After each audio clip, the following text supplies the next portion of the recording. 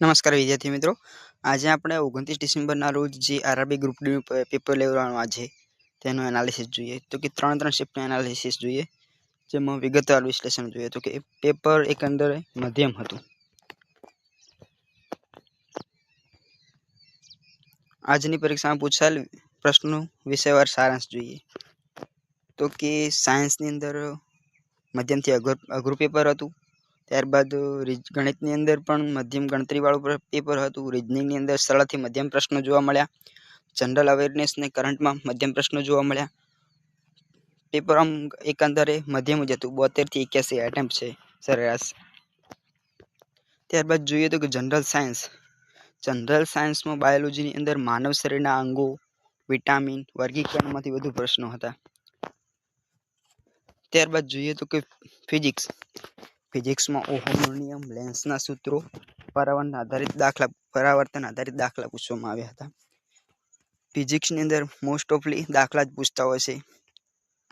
ત્યારબાદ કેમિસ્ટ્રીમાં જોઈએ તો કે રાસાયણિક પ્રક્રિયાઓ સંતુલિત કરવાની હોય છે એવા પ્રશ્નો હોય છે. તો પીરિયોડિક ટેબલના પણ પ્રશ્નો પૂછવામાં આવે છે.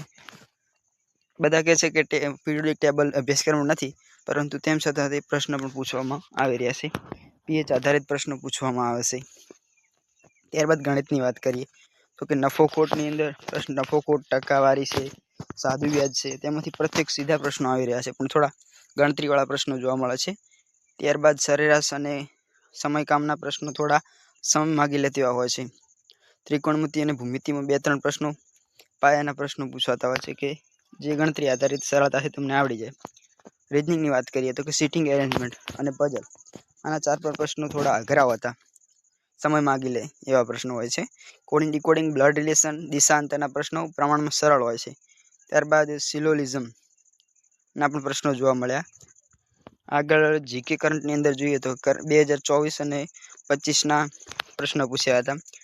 એવોર્ડ છે, સરકારી યોજના છે, રમતગમત છે, ત્યારબાદ બજેટ છે, એના આધારિત પ્રશ્નો પૂછાતા હોય છે.